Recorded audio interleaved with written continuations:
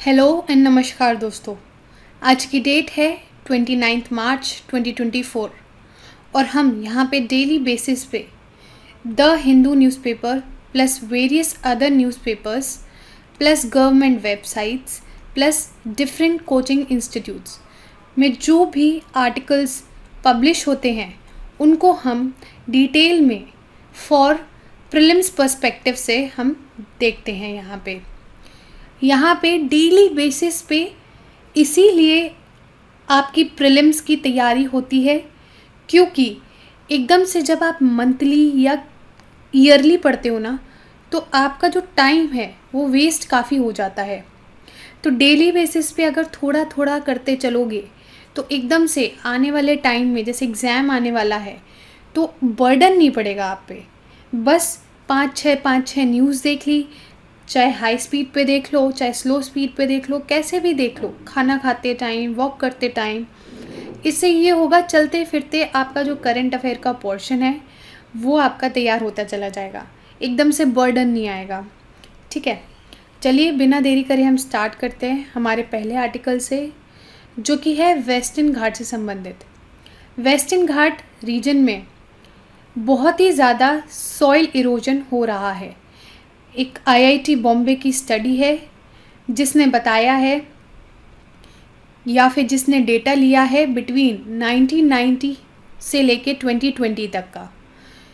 कहाँ से लिया है डेटा? लैंडसैट 8 यानी कि एक सैटेलाइट है जिसके द्वारा ये सब एनालाइज किया जाता है, और आईआईटी बॉम्बे ने इधर से डेटा को कलेक्ट किया है और स्टडी ड्रॉ करी है कि वेस्टर्न घाट में बहुत ही ज़्यादा जो है सॉइल इरोजन देखा जा रहा है। अब की फाइंडिंग्स की बात कर लेते हैं कि ये जो रिपोर्ट है या ये जो स्टडी है वो एक्चुअली कह क्या रही है। तमिलनाडु और गुजरात में जो वेस्टर्न घाट का एरिया आता है ना, या पोर्शन आता है ना, उसमें सबसे ज़्यादा सॉइल इरोजन देखा गया है। यानी कि जैसे पहले सॉइल इरोजन होता था उससे 121% और 119% ज़्यादा सॉइल इरोजन हो रहा है। ठीक है, और पूरे अगर हम वेस्टर्न घाट रीजन की बात करें तो जो सॉइल इरोजन का रेट है वो 94% से बढ़ गया है। और अगर हम एब्सोल्यूट टर्म्स, यानी कि यहाँ पे तो हम अभी परसेंटेज की बात कर रहे थे, लेकिन अगर हम एब्सोल्यूट टर्म्स की बात करें तो महाराष्ट्र में सबसे ज़्यादा जो है सॉइल लॉस देखा गया है। कितना? 79 ton per hectare per year in 2020। हालांकि केरला में काफ़ी कम, यानी कि सबसे कम सॉइल लॉस पाया गया है। और देख लो कि भैया कॉजेस क्या हैं इस इरोजन के। रेनफॉल बढ़ रही है तो इसीलिए जो सॉइल इरोजन का जो सॉइल इरोजन हो रहा है इन एरियाज़ में वो ज़्यादा बढ़ रहा है। फिर स्टीप स्लोप है, यानी कि गहरी स्लोप है। ठीक है, एक ऐसी स्लोप होती है और एक गहरी स्लोप है। तो ये स्टीप स्लोप्स और हाई रेनफॉल की वजह से जो सॉइल है धड़ाधड़ नीचे आ जाता है। प्लस आपका जो सबसे बड़ा फैक्टर है क्लाइमेट चेंज और अनसस्टेनेबल लैंड यूज़। जैसे आपने स्लैश और बर्न का तो सुना ही होगा नॉर्थ ईस्ट में, ऐसे ही काफ़ी ज़्यादा जो आपकी एक्टिविटीज़ है फार्मिंग वो देखी जाती हैं, जिसको हम अनसस्टेनेबल लैंड यूज़ भी कहते हैं। फिर कल्टीवेशन ऑफ टी का कल्टीवेशन हो रहा है, कॉफ़ी का कल्टीवेशन हो रहा है, कैश्यू का हो रहा है। तो इन सब के कारण क्या होता है, आपका इरोजन बढ़ जाता है। अब कॉजेज़ तो पता चल गए, इरोजन भी हो गया, लेकिन इस इरोजन से प्रॉब्लम्स क्या क्रिएट होती हैं। देखो, बायोलॉजिकल डाइवर्सिटी आप सब जानते हो कि जो आपका वेस्टर्न घाट है, वेस्टर्न घाट एक बायोडाइवर्सिटी हॉटस्पॉट है ना। तो इस एरिया में बहुत ही ज़्यादा जो बायोडाइवर्सिटी है वो पाई जाती है। अब इरोजन के कारण क्या हो रहा है, बायोडाइवर्सिटी को खतरा हो रहा है, एग्रीकल्चरल प्रोडक्टिविटी कम हो रही है, वाटर क्वालिटी जो पूरे वेस्टर्न घाट को अगर हम देखें तो वो भी कमज़ोर हो रही है, कम हो रही है वाटर क्वालिटी। अब हम बात कर लेते हैं प्रोटेक्शन मेजर्स की। दो कमिटीज़ यानी कि एक गडगिल कमेटी और एक डॉक्टर के कस्तूरीरंगन कमेटी को स्थापित किया गया था वेस्टर्न घाट के स्टडी के लिए, यानी कि वेस्टर्न घाट जिससे बचे रहें उनके लिए गडगिल और कस्तूरीरंगन कमेटी का गठन हुआ था। फिर western Ghat natural heritage management committee को भी बैठाया गया under ministry of environment, forest and climate change. Plus जो भी आपके प्रोटेक्टेड एरियाज़ हैं जैसे कि tiger reserve, national parks, wild life sanctuaries, इन सारे एरियाज़ को भी काफ़ी ज़्यादा बढ़ा दिया गया और यहाँ पे जो प्रोटेक्शन है उसको भी बढ़ाया गया है। अब थोड़ा सा वेस्टर्न घाट के बारे में जान लो। जो ये वेस्टर्न घाट हैं 1600 किलोमीटर लॉन्ग है, जैसे ये इंडिया का पेनिनसुलर रीजन है, तो ये वेस्टर्न आपका कोस्ट है, तो इसके पैरेलल में ही क्या है आपके वेस्टर्न घाट्स हैं, ठीक है।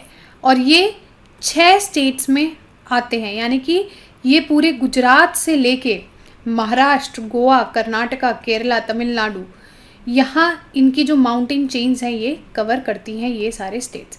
इम्पॉर्टेंट है स्टेट्स का कवर होना, तो उसको याद कर लेना। अब वेस्टर्न घाट का सिग्निफिकेंस क्या है?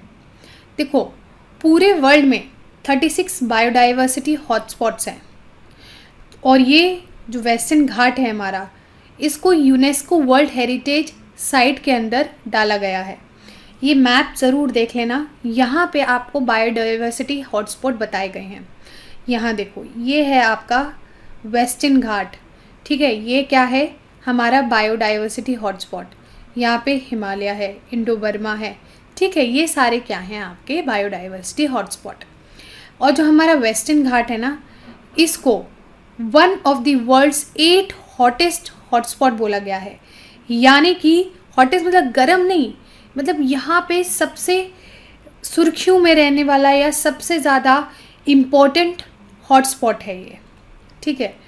और यहाँ पे non equatorial tropical evergreen forest पाए जाते हैं। और ये जो आपके वेस्टर्न घाट हैं, ये एक तरीके से बैरियर का काम करते हैं, जिससे जो आपका मॉनसून यहाँ से आता है ना, तो वो ईस्टवर्ड ना जाके यहाँ टकरा के यहाँ पे रेन देता है और फिर यहीं से वो ऊपर जाता है।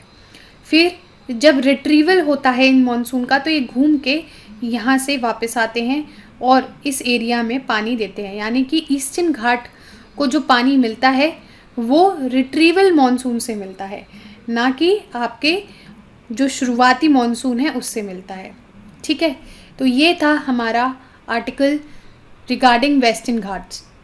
नेक्स्ट आर्टिकल है हमारा इतूर नगरम वाइल्ड लाइफ सेंचुरी से संबंधित।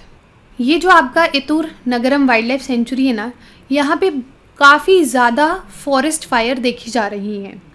अब यह मैप में देख लो कि ये इतूर नगरम जो आपका वाइल्ड लाइफ सेंचुरी है वो कहाँ है। यहाँ देखो, ये वारंगल के पास यानी कि तेलंगाना में ये सिचुएटेड है। और किसकी बॉर्डर यहाँ पे लगती है? मध्य प्रदेश, महाराष्ट्र और आंध्र प्रदेश। कौन कौन सी रिवर्स फ्लो होती है? दयाम, वागू और गोदावरी इम्पॉर्टेंट है, ठीक है, यहाँ से फ्लो होती है। फ्लोरा के बारे में जान लो, यहाँ पे बैम्बू, मड्डी, ड्राई डेसिडुअस, टीक, तिरुमन और मधुका, ये सब यहाँ पे पाए जाते हैं। Fauna, sloth bear, chinkara, nilgai, black buck और बहुत सारे जानवर यहाँ पे मिलते हैं।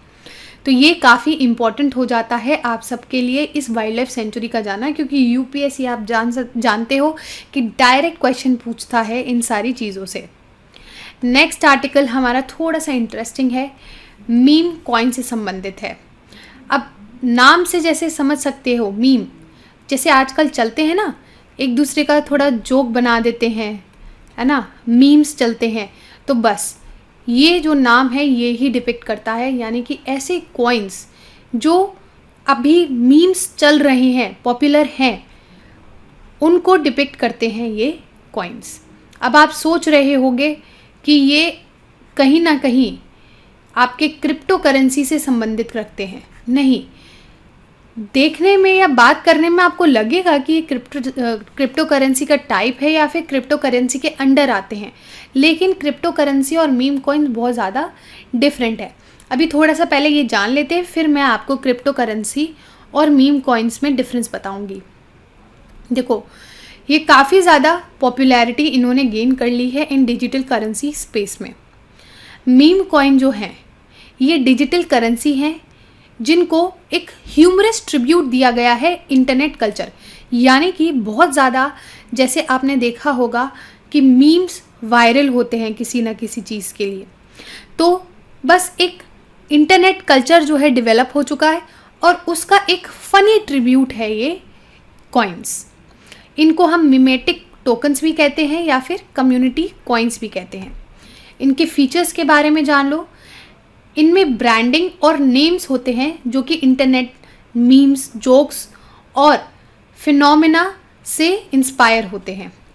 ये बहुत ज़्यादा फ़नी होते हैं और वायरलिटी के लिए इनको डिज़ाइन किया गया है। बहुत सारे क्वर्की लोगोस होते हैं जिससे जल्दी से ये ऑनलाइन कम्युनिटी में स्प्रेड हो सके। यहाँ देखो, ये है ना, ये डॉजेस या ऐसा कुछ नाम है, ये वाले कॉइन्स भी काफ़ी इस टाइम पे चल रहे हैं। अब ये जो कॉइन्स है ना, ये बहुत ज़्यादा वॉलेटाइल है, यानी कि आपको पता है क्रिप्टो करेंसी का हम एक बहुत बड़ा ड्रॉबैक जो देखते हैं वो क्या है, वॉलेटिलिटी। लेकिन ये उनसे भी ज़्यादा वॉलेटाइल है। कैसे? अगर कोई मीम प्रसिद्ध है यानी कि पॉपुलर है तब तक तो ये चलेगा, और अगर दूसरी चीज़ यानी कि दूसरा मीम वायरल हो रहा है, पॉपुलर हो रहा है, तो ये पुराने वाले का जो है पॉपुलैरिटी डिक्रीज होने लगेगी। ठीक है, तो इसीलिए इनकी जो वॉलेटिलिटी है वो काफ़ी ज़्यादा हाई है। और ये जो हैं काफ़ी, मतलब ऐसा नहीं है कि इनकी कोई बहुत ज़्यादा वैल्यू है, नहीं नहीं नहीं, इनकी कोई ज़्यादा वैल्यू नहीं है, बट ये छोटी मोटी इंटरनेट पे वैल्यू ज़रूर मतलब इनकलकेट करते हैं। इनमें थोड़ी सी वैल्यू होती है as comparison to crypto currency. Crypto currency आपको पता है एक ऑल्टरनेटिव ज़रिया है बहुत सारी वेबसाइट्स में पेमेंट का, लेकिन ये जो है आपके मीम कॉइन्स, ये ऑल्टरनेट ज़रिया नहीं है आपके, बट इनकी कहीं ना कहीं थोड़ी बहुत वैल्यू है। ठीक है, लो वैल्यू पे, लेकिन ये काम करते हैं। ठीक है, जैसे आपको पता है बिटकॉइन जो है या फिर आपका क्रिप्टो करेंसी जो है वो ब्लॉकचेन टेक्नोलॉजी पे काम करता है। ठीक है, ये भी ब्लॉकचेन टेक्नोलॉजी यूज़ तो करते हैं, लेकिन इनके पास तब भी इतना इनोवेटिव टेक्नोलॉजी नहीं होती है। ठीक है, और काफ़ी ज़्यादा ईजी है मीम कॉइन्स को क्रिएट करना as compare to crypto currency. ठीक है, और आपको जैसे मैंने बताया इसमें टेक्नोलॉजिकल एक्सपर्टीज़ ज़्यादा ज़रूरत नहीं होती, लेकिन क्रिप्टो करेंसी अगर हम बात करें तो काफ़ी ज़्यादा सिक्योर होती है और उसमें ब्लॉकचेन टेक्नोलॉजी जो है वो काफ़ी हाई लेवल पे इस्तेमाल होती है, इसीलिए यहाँ पे जो एक्सपर्टीज़ है वो होती है। बहुत सारे मीम कॉइन्स जो फेमस है इस टाइम पे, Doge coin, Shiba Inu, रेतिक finance, ये सारे क्या हैं आपके मीम कॉइन्स। आपसे पूछ लिया जाएगा कि डॉजे कॉइन या शिबा इनू, रेतिक फाइनेंस, ये सब क्या है प्रीलिम्स में, तो आपको लिख दिया जाएगा क्रिप्टो करेंसी है या ऐसे ऐसे कुछ लिख दिया जाएगा, लेकिन नहीं, ये क्या है, एक तरीके के मीम कॉइन्स हैं। नेक्स्ट आर्टिकल हमारा है मुश्क बुदिजी राइस से संबंधित। ये एक राइस की वैरायटी है जो कि कश्मीर में ही उगाई जाती है, यानी कि कश्मीर हिमालयाज़ में। इसकी यहाँ पे देखो, ये छोटे छोटे और मोटे मोटे दाने होते हैं। इसमें ना बहुत ही अलग और बहुत ही प्यारी एक खुशबू होती है, एरोमा होती है। तो अभी एक स्टडी ने बताया कि इस खुशबू के पीछे ना ऑल्टीट्यूड और टेम्परेचर का बहुत ही इम्पॉर्टेंट रोल है। अब ये जो आपके राइस हैं, ये बाकी जो बासमती राइस है ना उनसे अलग है। क्यों? इसकी खुशबू बहुत अच्छी होती है, प्लस इनका जो टेस्ट है ये भी बहुत ही बढ़िया होता है। लेकिन ये एक्सटिंक्ट हो रहे हैं क्योंकि इनमें जो प्रॉफिटेबिलिटी है वो काफ़ी कम है, प्लस यील्ड बहुत कम है, और ऊपर से जो डिज़ीज़ है राइस ब्लास्ट डिज़ीज़, ये भी बहुत ज़्यादा इनको हो रहा है, इसीलिए ये एक्सटिंक्ट हो रहे हैं। तो ये था आज का हमारा discussion, short and crisp. I hope आपको सब कुछ समझ में आया होगा। Thank you very much for the discussion.